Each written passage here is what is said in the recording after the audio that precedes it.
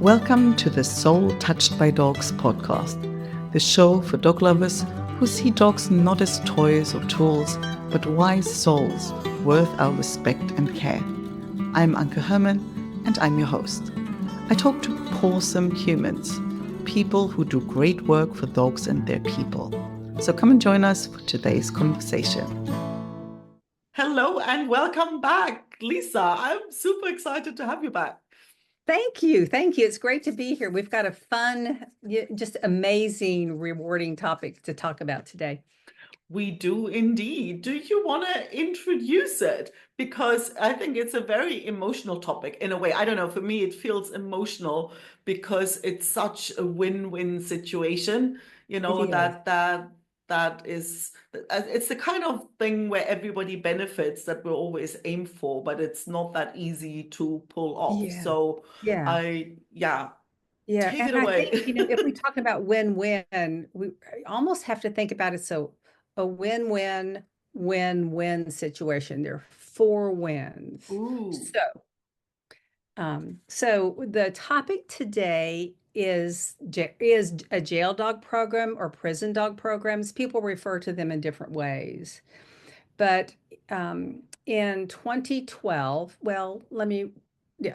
So we're talking about jail dogs, and I'll talk about how I kind of got there. But Cold Nose College, thankfully, was asked to participate, but it was kind of a long journey with both Brad and I desiring to do that. Um, Let me give you a bit of a history. In my baby dog trainer days, this was probably 2004, so 21 years ago. I had just taken a couple of professional dog training academies from Pat Miller of Peaceable Paws, and I was up in Maryland driving to her facility as I drove by a prison. And I looked at the prison and said, "Oh my gosh, I understand what my dad did now." So my father, when I was growing up as a child, had a PhD in clinical psychology. And he ended up working as a chief psychologist in maximum security prisons. In the 60s and the 70s, early 70s, in his schooling before then, he had studied Skinner. I was raised with positive reinforcement. I was like, for example, when I got a A on a report card, I got $5. Maybe not a lot of money today, but back then. Was back then. So he lobbied against harsh treatment and beatings and solitary confinement with inmates, and lobbied for true rehabilitation through positive reinforcement. And he even wrote a book in the 70s entitled Behavioral Science in Modern Penology, which is all about helping the community of people who work within the prison system understand true rehabilitation, just not lock them up and throw away the key. So as I drove by that facility, thinking, oh my gosh, I understand learning theory now. This is what my dad was all about. I didn't understand it, as a child. Thought, one day I want to be involved in a jail dog program. That would just be amazing. So had you heard about that, or was that just something where I you thought had like this no, I would be hadn't a good idea to bring those two I together? just thought it would be a great idea. I hadn't heard about it. Hmm. Then I learned I had some colleagues in different parts of the country who were paid. I mean, they had paid positions as trainers in facilities. Excuse me, I'm gonna take a drink of water. And so I knew about it. There's no prison near us that we knew about at the time. So Brad and I kicked around. My husband's a professional dog trainer too. If you've gone to our website, you kind of know that. Um, we kicked around. Could we do something with our local jail? Could we do it with a county facility? But just never had the impetus to go there and try to figure it out because they were kind of short-term facilities. And so the intention was there. I'm a firm believer that if you set an intention, you can do this, right? Do your dreams. I keep this on my desk. I've had it here for a couple of decades now. So in 2012, into 2011, early 2012, we got a call from the person who was a partner in starting a jail dog program just across the state line. I live in the Wow. tri-state area of Georgia and North Carolina, Tennessee. So in Blairsville, Georgia, which is just 25 miles from us, they were starting a jail dog program in the Colwell Probation and Detention Center, where the stay was short, 180 days. And they said, would you, be open to being the trainers for the program? Said, absolutely, on one condition. The methods have to be positive reinforcement training. These men need to learn that they can change behavior without force, fear, or intimidation. And they said, sure. So they were still there was a lot of red tape, as you can imagine. Had to get the shelter. There was a shelter organization, a rescue organization involved, and a whole bunch of legal hoops that they had to jump through. But in the summer of 2012, we started that program. And at that time, it was one program. We were it. The shelter dogs were trained, lived 24/7 with the detainees. The detainees work with them through the day, and we were there once a week, providing instruction and feedback and training and coaching and counseling and all the things that you do. And what's really amazing, these watching the anger and the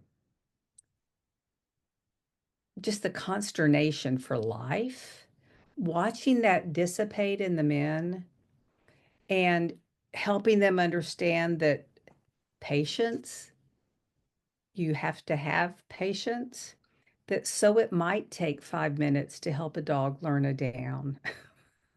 It, but look how easy it really was when we're reinforcing the behavior that we want. And about week 2 or 3, there's always a guy in there. Most of them, some of them, maybe 3/4 of them have children because they're young kids who have done, involved in drugs, substance abuse, and got locked up. Someone would say, you know, I could use this with my kids. Like, yeah, you can. You should. You should, yeah. Mm. I put the word out to all our colleagues. Like, do you have any books you're ready to get rid of? Can you donate some books by author friends? And so people shipped books and old copies of the Whole Dog Journal, subscription magazine and online magazine now, to us, and we populated a library for them of positive reinforcement dog training books, so they could have those to go to. Um, I like, what's that like what just kind of really stood out for me was this to teach. I mean, it's almost like these guys themselves, it was probably the first time that they even in an environment to learn that, yeah, you don't have to be dominant and violent and whatever to kind of achieve what you want to achieve. you just gave me cold chills. Oh, Yes, so true. So true. I remember Dave Protzman. I'm still friends. We're still friends with this man.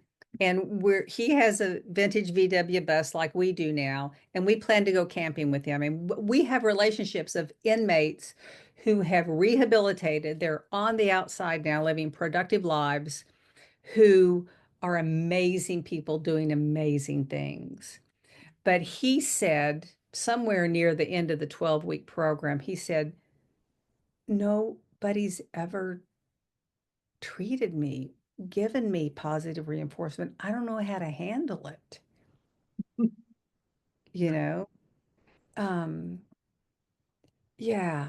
And for the guys to understand that your first thought doesn't have to be lashing out or yelling, that you can learn through this incredible being that you're with, love and unconditional love. Most of these guys have never felt that unconditional love. Yeah. A few of them over the years come from good, healthy families, but most of them are products of the same kind of dysfunctional substance abuse family. Mm. Um, So, are there any statistics or any insights in how, like, participating in this program would have helped them to basically, you know, recover their lives?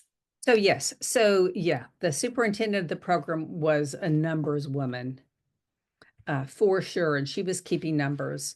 So they tracked, the men after they get out to see if they stay out and running the numbers, and they still do that throughout today.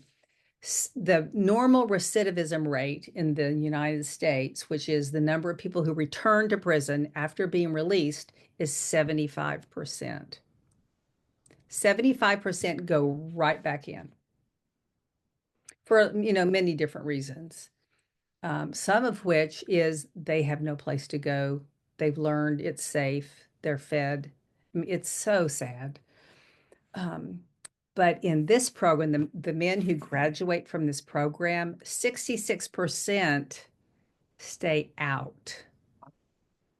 That's a massive drop. Now that 66%, and that percentage varies somewhere I think between 60 and 66, depending on. Um, but Diane Hassett, the superintendent of the program, when she did the numbers, it is multiple millions of dollars the state has saved Wow. by the men going through this rehabilitation program. That's incredible. Yeah, I wouldn't have So even thought of the cost it's a piece. win for us. Oh my gosh. Mm. If I, one thing I can say to anyone who's listening to this, find a way to volunteer. Doesn't matter what it is.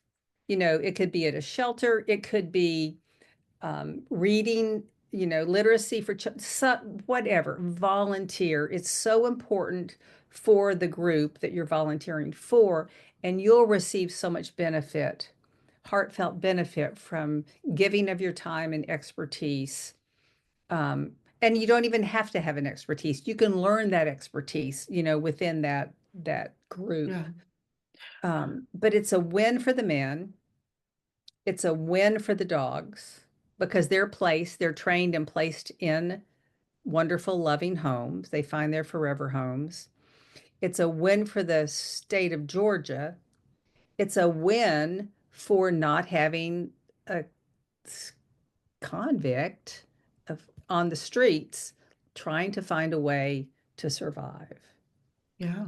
And And it's a win it's a for win us. for the shelter too, because they Absolutely. have get the dogs adopted because that's the objective really, right? To train these dogs so Train. they're Hmm. better or they're more likely or Yeah. it's easier for them to get adopted, right? That's the Yeah. objective. The name of the program is called the Rescued Program. They have a Mm. Facebook page, so go Google, no, Google.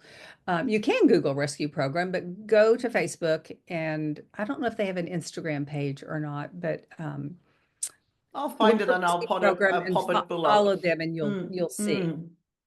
Yeah, So the intention is to give the inmates a skill, really, give them a level of connection they've never experienced because, we all melt when a dog looks at you, and imagine exactly. if you've never felt that level of connection to another human, it must be like a double whammy for them. So, and there's that skill, there's that. And yeah, so for the dogs, the shelters, the prison, And the now state, it's like, and yeah, and the ripple there's so effect much. from their children as well. You Yes. mentioned it, like it's almost like they come back out as different people who Mhm. will relate to other people differently. Mhm. So now, as the program has grown over the decades, the dog training program is still a catalyst for just what you said, right? That connection and unconditional love. There's a job resume building, job skill piece where the men learn how to communicate and interview and write a resume and job search, if you will. They have a program run by United Community Bank where it comes in and teaches them all about finances and how to manage their finances. There are mindfulness classes, men's mindfulness. There, what else is there? I'm blanking on a couple of the other programs. Oh, anger management, very important. Mm. Very, very, very important. And then a class on integrity. Mm. Oh, wow. Yeah. Yeah. I mean, I think that that's all the difference, right? To really make sure they're prepared to do something. Have you heard of any who actually decided to become dog trainers None that have become dog trained. Oh my or goodness. dog walkers or like, But just say, I'm well, hey, forgetting. let me do this as my profession. What I'm forgetting, one of the most important pieces is a dog grooming program. Oh, So, yeah, one of the colleges in Blairsville provides their certificate, but they go through 12 weeks. We have a professional groomer who goes once a week and helps the guys learn how to professionally groom a dog. And so they come out with an on-the-job training and have gone to work as groomers. I know two people who have professional grooming businesses now oh, who I love were that. in the program. I mean, there's just so much hope in this, from so many different angles that I like it almost you feel like there should be one in every town or It would be every wonderful area, if there right? were. The talk about giving back, the program started with 6 dogs and 6 men in a very small, tiny room with 6 beds, all the dog stuff. They were like cramped. And a year later, the program had been so successful that they increased the space. But one of the first 6 men, when he got out, he went to work for a local groomer and then ended up buying that business from the groomer, was a professional groomer for many years, and came back to volunteer as a volunteer groomer when the original groomer had to move on to other things. So, what a What a full vicious circle. cycle. That's just beautiful. Yeah. Yeah. I mean, and so do you find that all the inmates relate to the dogs, or is that sometimes have you had cases where you go, well, he's just not catching it, like you can't, Yeah, I, the I dog's would not safe say with that one? Are there differences or are they all just kind of melting in the presence of a I dog? think that I would say probably 90% of them are just, they may not have, they each have different skill levels and different levels of commitment. And you also learn which ones are pretty manipulative, because they've lived a life of having to manipulate to get things that they want. So we were pretty good at reading that. If we couldn't, the superintendent could read it really well and could, share with us. Um, but most of them um, give it 80 to 100%. There are some that if they are not taking care of their dog, I mean, they're up at 4:30 in the morning and they are busy through until dinner and maybe even some things after dinner. It is not a walk in the park to be in what they call the dog dorm. The other guys outside of the dog dorm think it's a walk in the park. I'm like, ooh, I want to be in the dog dorm. I'm going to apply. And if they have the right background, they can't have any serious crimes, no crimes against animals or children. They have to go through a rigorous interview process. They have to write an essay on why they want to be involved. And when they get into the program, they find out that it's some of the hardest work they've ever done, but the most rewarding work that they've ever done. I love that. So there is like an And application if not, process, right? they're So out. it's not, yeah, They're out. okay, Like if yeah. they're not doing their part, they're out. Like, sorry, Mm, they have integrity rules. yeah, There something is violated, then they it's lose not their a, spot. it's not 3 strikes, you're out. It's first strike, you're out. Yeah. Yeah. So there's basically a whole bunch of people in that prison, and some apply and participate in that program. So you have to apply. Mhm. And so do you find there's more demand? Like, are they kind of like, oh, we need more dogs because we have so many people who want to do it? Is it like popular, Yes.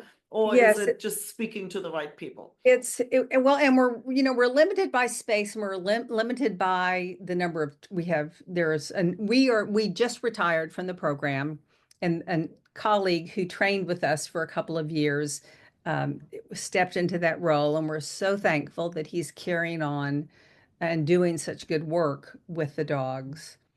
But we're a little bit limited by space, and we normally have 6 to 9 dogs and 6 to 9 detainees. So they try to have some alternates Mm. so that if a person happens, a release date comes early, that alternate can step in, or that alternate, if their sentence extends into the next class, they can step in and be a mentor because they've been through the program and kind of guide when we're not there, when the trainer isn't there. Mm.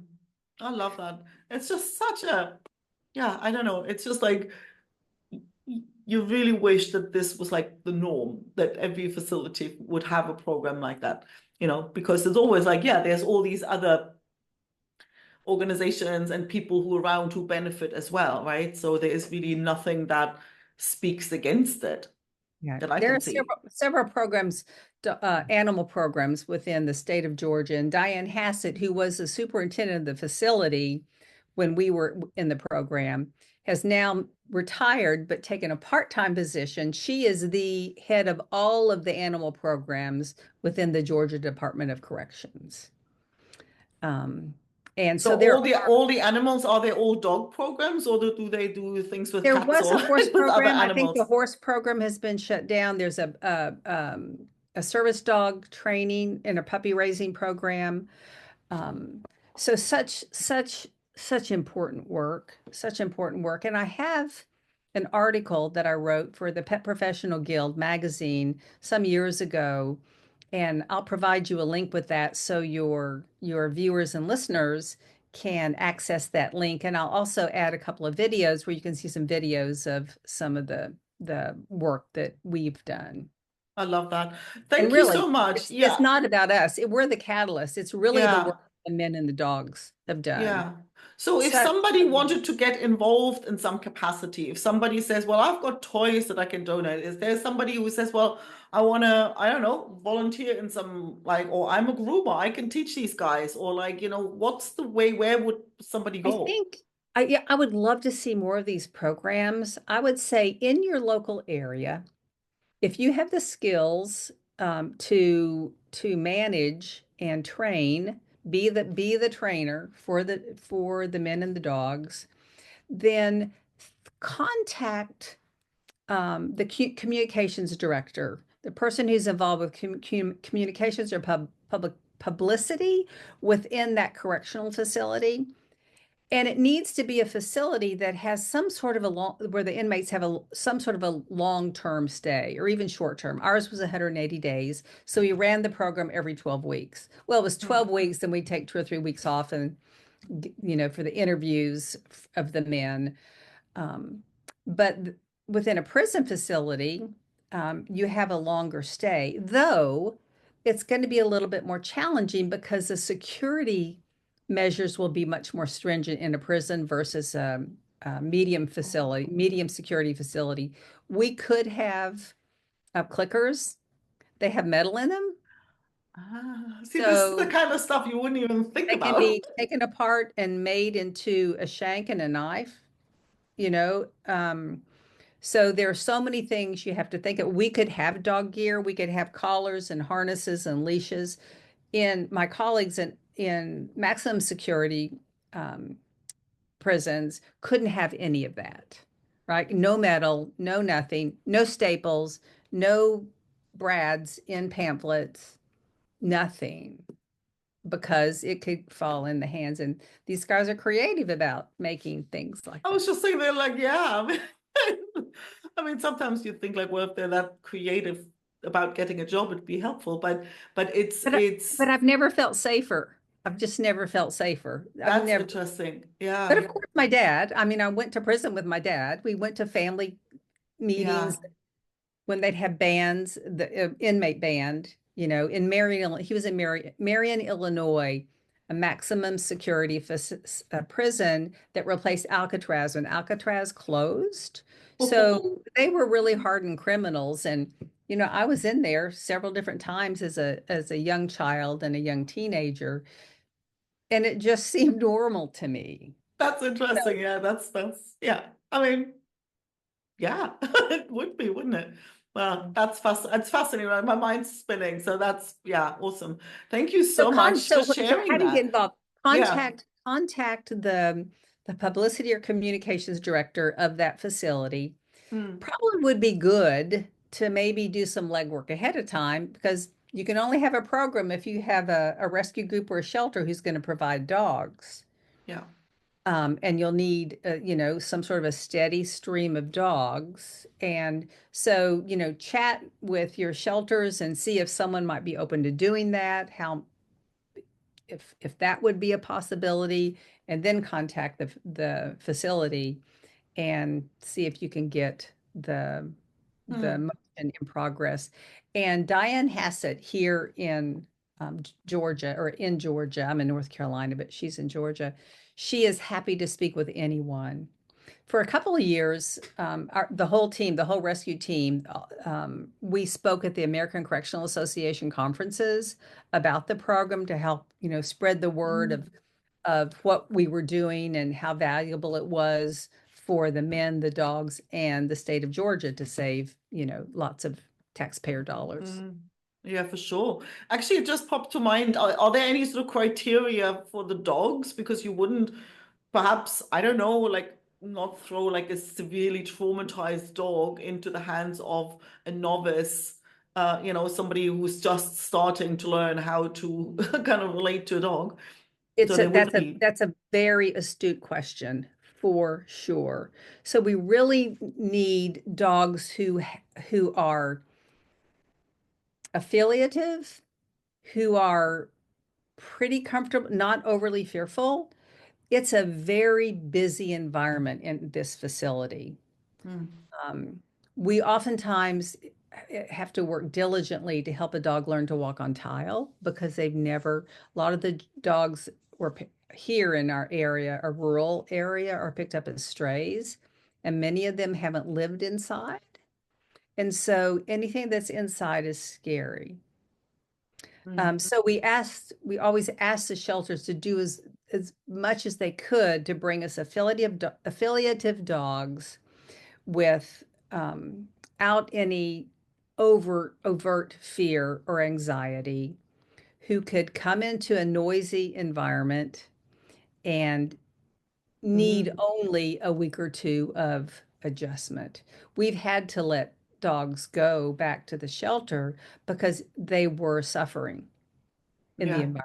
They just weren't making progress, and it was unfair to Mm. keep them in the program. Yeah, because it needs to work for all parties, really, you know.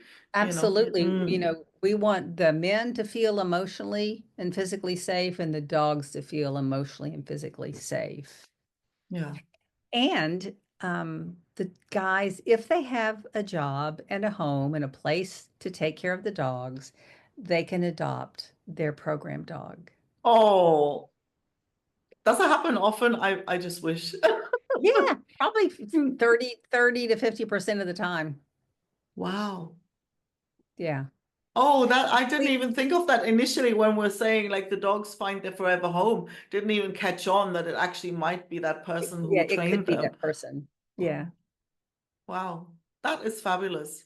Yeah, I mean, I think this is just so inspiring on so many levels. So thank you so much for, coming back and sharing Oh, that. you're so welcome. I'm happy to share it. It was such a big part of our life. We always used to say we're in jail every Thursday. Or I'd be coming back from the dog program, and I'd, z jump into a Zoom meeting because I taught virtually. I was a separation anxiety trainer for 7 years, and I'd get back into my seat. I said, "Yeah, I'm just back from jail." Jail? One does, right? Well, my life of crime is over. Awesome. Well, thank you so much. I'll pop the details to find you outside of jail. Great. Oh, yes. Your And other so, book, and yeah, yeah. So this is something I've got some pictures too. I gave guys copy of the books when my book first came out.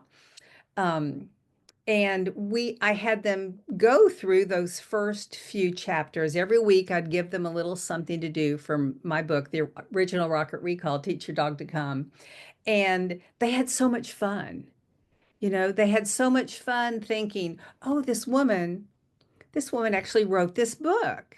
How yeah, cool is that? And then we have some on-demand uh, videos now, but I had them in hard form early on, and gave them DVDs. So they'll watch the DVDs and they come back and say, "Oh, I saw how you got Willow on the stand-up paddleboard," and it was just fun. It gave them something more than just what we taught when we were there in person, yeah. Oh, that as makes did so the much sense. library that we helped, Mm, curate for yeah. them. I mean, it must have like totally changed the way they would have experienced that time for them, right? hmm Mm, Yeah, yeah, and it continues on, even though we're not there now. It makes my heart so very happy. yeah. Mine too.